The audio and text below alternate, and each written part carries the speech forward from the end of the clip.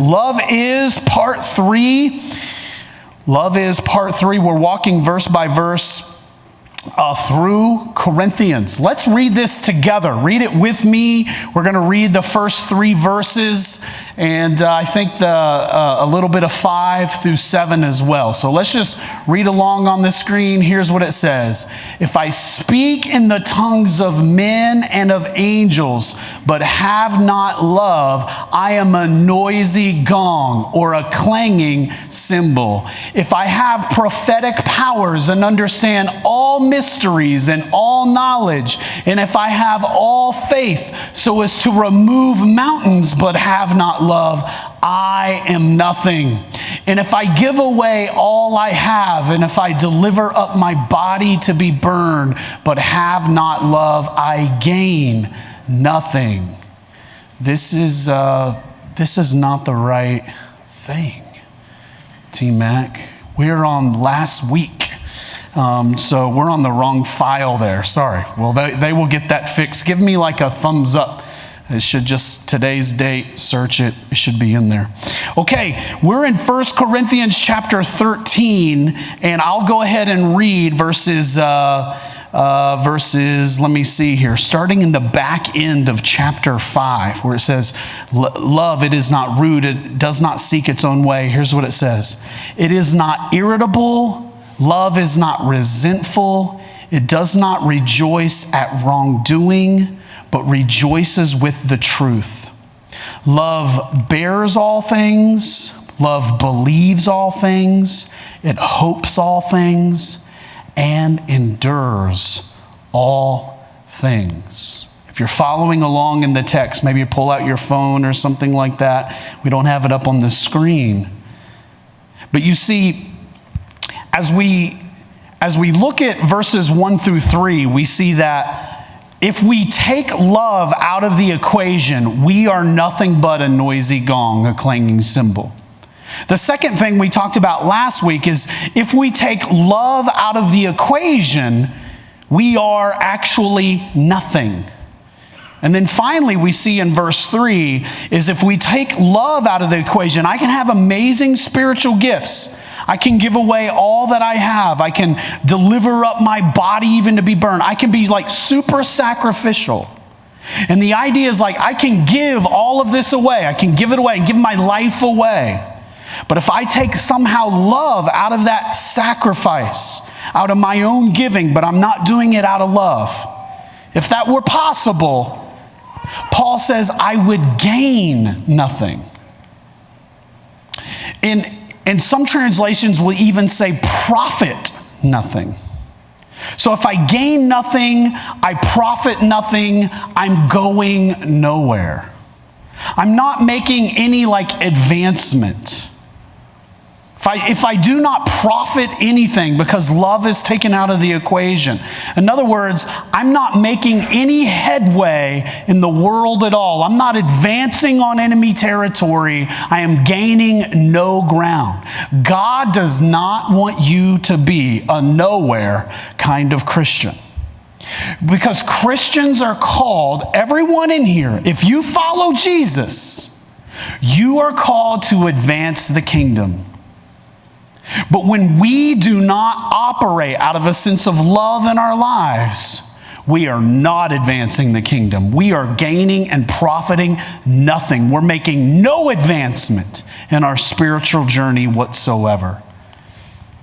A gain nothing Christian. A Christian that's going nowhere. That's not accomplishing what God wants him to accomplish. That is actually getting nothing done for the kingdom. Why? Because they do not love. And for the Apostle Paul, this is simply unthinkable. This is simply unimaginable. And so the first principle today, I don't want to be a go nowhere kind of Christian. I don't know about you. I want to be a believer who can absolutely advance the gospel. Well, what we see in the first couple of verses, if you bounce down, if you're in your Bibles, the second half of verse 5, we see a principle being laid out for us. And it's this, that real love promotes peace. Real love promotes peace. Notice what it says. Love, he tells us, it's not rude. It does not insist on its own way. And then he says this. It is not irritable. It is not resentful. Are we back online? Okay, we got a thumbs up. Okay. It is not irritable. It is not resentful. Now, these two words, irritable and resentful, carry the idea of peace, shalom. You see, real love promotes shalom, peace. Think about irritable. Now, we're all irritable at some point in time. Some people, like if your stomach doesn't get fed, you might turn a little irritable. Yesterday, my 5-year-old simply she could not be consoled. She was tired. Perhaps she was hungry, and I was throwing goldfish at her, maybe to get her less irritable. I don't know. But like she just needed a nap. She was completely irritable. Everything was bothering her. Sometimes we get this way. But that certainly should not define us. It should not be like the ethos of our lives is irritable. The word irritable carries the idea of like ready to strike, ready to blow up, ready to like act out, lash out at a moment's notice. We know irritable people when we see them. Some of us probably know someone that's a little bit more irritable than others. And you kind of have to if you're not careful, you kind of have to walk on eggshells around someone who's a bit irritable. Listen, that is not love. If you are a person that's irritable, and I'm not talking about just when you get hungry, but like in your life, things upset you quickly. When things do not go your way, boom, you lash out. You let somebody know. You give them a piece of your mind. That really gets on your nerves, and you're not going to stand for it. You're not going to tolerate it. That's fine if you want to live that way, but that's not love. You need to know that. That is not love. That is not what love looks like. Love is not defined by that. Not only is love not irritable, it's not this like coiled up snake ready to just like, boom, go at a moment's notice. Maybe I shouldn't have used the word snake. Maybe that was a little too harsh, right? But it is also not resentful. Resentful carries this idea of when we are the sort of person that kind of walks around with a list of people who have wronged us, people who have made us upset, and we get irritated with them because of the things that they do. We sort of, in our hearts, in our minds, we sort of write it down on the ledger of our hearts and our souls, and we hold it against them. Well, so-and-so just gets under my skin. And there was this one time they did this and that. And so, of course, I had to give them a piece of my mind. Of course, I had to lash out. And we hold it against them forever and a day. And we almost like write it down, almost making a note of it in our hearts and our souls. And we kind of carry it with us, ready to be irritable all over again once it arrives. And if it arrives, let me pull out my resentful book. Oh, yes, I remember this has happened again. Boom, and we lash out all over it again. This is not peace. It's not shalom. It's not love. And it doesn't matter if it's a stranger, we're not to be irritable or resentful. It doesn't matter if you're driving on the road, you're not to be irritable or resentful. If it's your children, if it's your spouse, if it's a coworker, it doesn't matter who it is. If you call yourself a Christ follower, you're called to make gains. You're called to advance the cause of Jesus. And if you don't love, you'll never do it. If you do not love, you will not advance the kingdom. You will gain nothing. Well, one of the keys to advancing the kingdom is being someone who promotes peace, because real love is the opposite of irritability and resentfulness. It's peaceful. It's peaceful. This week I have a buddy, and he was talking to me about how, like, when he goes out maybe to a sporting event, like watching his kids at the ball field or something like that, or just whenever, he's the kind of guy that kind of wants to be left alone. Someone like that, like he's, I'm just going to be honest, like, I love the guy, but he's just kind of irritable, right? He's just kind of resentful sometimes.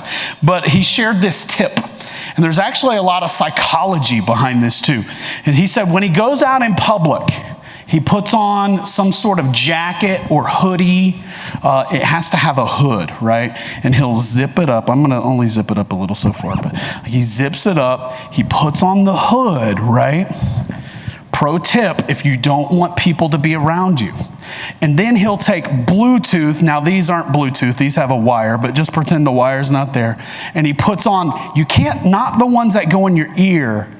Like, people need to see it, all right? People need to know, like, he's got on headphones. And he puts the headphones on. Now I can't hear you. These are really good. All right. And then he has his phone out. And when he's out in public, no one bothers him. No one approaches this guy. Would you, like, if you saw me out in public and I'm just like this, would you approach it? You're probably not going to approach me. This communicates, doesn't it, Brother Gary? Don't mess with me, man. I don't want to interact with you. A lot of people were noticing, I can't hardly hear with these things on, wow. We're noticing more and more in culture, people are like out in public, they're with people, but they're not really with people. If you notice this, raise your hand if you've noticed that. You're like, hey, society is here with you. But yet they're in this, the hoodie communicates something, the headphones communicate something, and they're in this device, but yet they're among us, but they're not really with us. And it's not just teenagers, by the way. It's not just my junior high kid who's hopped up on Mountain Dew all the time, all right? And there's something about that just says, there's not peace here. Don't approach me. I don't want to be with you. Do you want to know, like, listen, like, if you follow Jesus, I really want you to lock into this, because there's a real, like, gospel loving Jesus principle here. If you want to change the world for Jesus, be peaceful. Promote peace. Promote shalom in the world, in your life. Notice this. If you will let people into your life, it's more than just being kind. Love is kind. Remember, that's a good thing. But the opposite of being, like, resentful is, like, you can harm me 1,000,000 times and I'll let it go. The opposite of being irritable is, like, you're never going to get under my skin. Like, the whole, like, entirety of these two words, the opposite of them, love, the best word that I know is just peaceful. It just says, come with me. Be around me. You're not going to get on my nerves. I'm not going to hold anything against you. This is safe. But to be a person who is like this, that just bleeds shalom, right? It's going to cost you. It's going to be a bit uncomfortable. Like, you're going to have to open up your heart. You're going to have to give of your time. You're going to have to let people into your life. Most of us, a lot of times, there's like a layer, there's a boundary of how much I'll let someone into my life. if you will let people in your life, I promise you, I guarantee you, God will send people into your life. If you'll do it, if you will love in this way. How do I know this? Because Jesus did this over and over and over and over and over, too many times to count. I think about in the Gospels as Jesus is traveling along with his disciples, and they all spot a leper, and they're like, leper, like get out of here, get away. And this leper like gets on his feet like, Lord, if you're willing, you can make me clean. And we're told in the text, Jesus gets down on the ground with the man, grabs him, a leper, like coronavirus, like that's how like infectious this disease is. Very infectious. Gets down with him, looks him in the eyes and says, I am willing. Says he had compassion on the man. This is someone who like Jesus was all about, come near me, be with me. And if you will let people in your life, God will send people to you.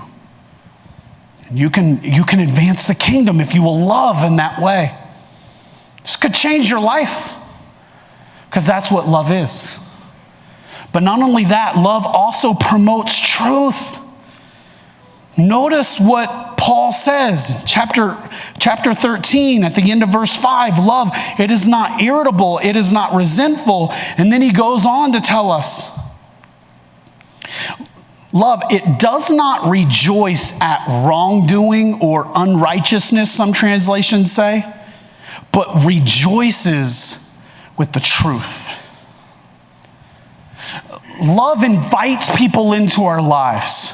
When we love, it's patient, it's kind, it is not rude, it is not self-seeking, it's not resentful or irritable. It promotes peace, it promotes peace to other people, but it also is concerned about what's right, what's truth. See, there is a weird, odd, false dichotomy in our culture today. And it goes something like this. If I'm going to be a person who is loving, then I have to be on board with anything that you think is right. When some of the things that other people may think are right are not right, it's actually wrong.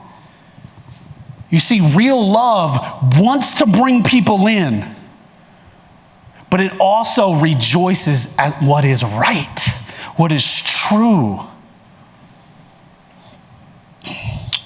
Love doesn't just do this. Hey, like I accept you the way you are. That is, come be near me. Let's break bread together. Be in my life. I want you in my life. I want us to like be friends. I want us to get along. I want there to be shalom and peace. Like, yes, that's love, but people just like think, well, if it's that, then it also has to be, you're fine just the way, that's the way you listen. That is totally cool. Like, I totally celebrate that decision or that choice in your life. I champion this way that's not always love. Now, people think that if you have the first part of that, you have to have this celebration of whatever they think. And that's not accurate. Like, it's honestly, when you start thinking about that, it's completely illogical. It is not rational at all to think that way. But yet, I'm telling you, culture has taken this and forced it down so many people's throats. Perfect example, your children. You do not operate with your kids this way. If you don't have kids yet, trust me, you had better not operate with your kids this way. And I bet your parents probably did not operate with you this way. Think about it. I love my children. I love Lucas. I love all of my kids. I could like sit here and talk about them all day long. I'm bananas about them. I'd almost do anything for them. But do you think I rejoice with them when they do something that is not good? Do you think I'm like, yes, Lucas, I love you so much, bro. It is so cool when you smart off to your mom. Oh, come here, give me a big bear hug, buddy. But see, that's what the world has taught us. Like, you have to love people. You have to promote peace. Yes, that is what love is. We got to do that. But the world has also told us you have to rejoice with wrongdoing from them, or you don't really love them. That's crazy. That's what that's like. Son, yes, keep smarting off to your mom. Yeah, keep staying up late after we tell you to go to bed playing on your video games or doing whatever. Like, yes, that's a great thing, Luke. Sure. No, that's crazy. No, I love my son. So I rejoice in what's right and what's true. I celebrate those things. Do not celebrate the things that are wrong. It's both. This is oftentimes a very difficult balance. And let me tell you something, the world doesn't understand it because they're lost. They're in darkness. We shouldn't expect them to understand like what it is to live in the light, to love all people no matter what, to absolutely promote peace to everybody. But I don't rejoice in wrongdoing. I don't rejoice in things that are lies. I don't celebrate stuff that's false and that's harmful, that's unrighteous. I don't celebrate that. In culture, but even with an individual. Like there's a line there.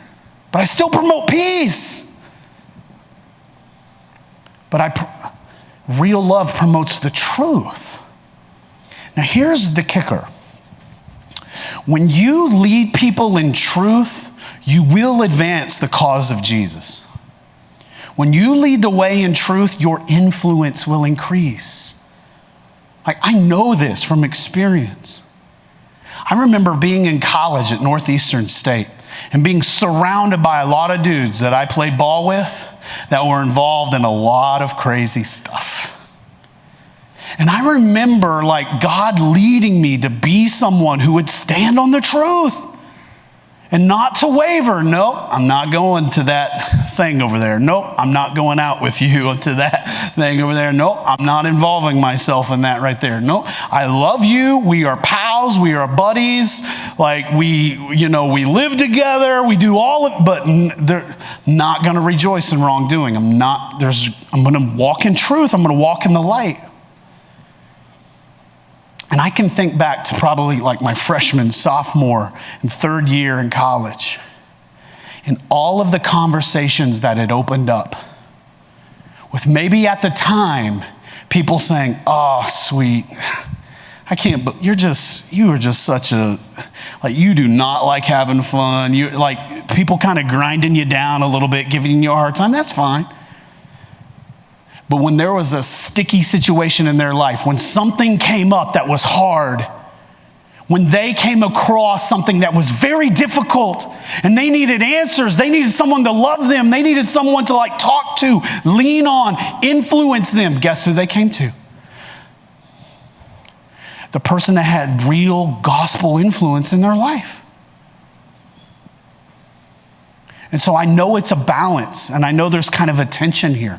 But if you will lead people in truth, rejoicing in things that are good, righteous, it will increase your gospel influence in people's lives. And that's what real love is. It doesn't turn a blind eye to things that are wrong. It doesn't rejoice, rather, with things that are unrighteous or dark. Real love is promoting endurance. This may sound like, what? What's going on? That sounds odd. Notice the text in verse 7.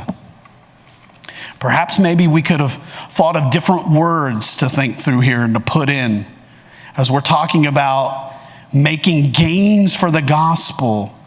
Because when we love people, we want to gain. We want to take ground from the enemy. Look at verse 7.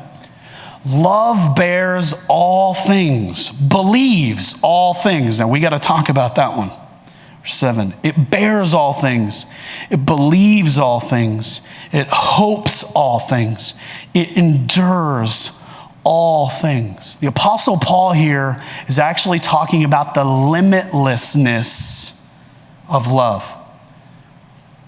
The way love operates in our lives and in the world, there is absolutely no limit to it. Love bears all things. It is a really tricky translation. From doing some study and reading this week, it carries the idea of to cover something up in support of. And it carries the idea, this Greek word, that to bear up is to like maybe cover up a pit or a hole so that someone will not fall into it. Or maybe we can think of like these columns right here that are bearing up the weight of this building off of us. For our safety and protection, it's bearing it. This stage is bearing the weight of me, without me even knowing oftentimes, for my safety or protection. That chair is bearing your weight for your safety and protection. It's looking out for someone else. You see, when it comes to situations in life, when it comes to problems and trials, there's no limit to how love will bear with people. You see, when we love people, we will support them and be with them and help them and go the extra mile, and there's no limit to it. Love believes all things. Now, at first reading, this may sound like, you mean like even lies, even things that aren't true? It's just going to believe anything that it hears? Love is naive? No, that's not the idea. The word here is an active believing, an active faith in trials and tests. Love is limitless in how much it will have faith in. It's limitless in the sort of faithful support that it will offer. You see, in the most difficult situations, when it seems like it's very unlikely any good will come out of a tragedy or anything like that, love, there's no limit to what it will believe. How much it will have faith in God. That's the idea. Not the nature of what it will take on, but how much it will trust God in the midst of trials or difficulties.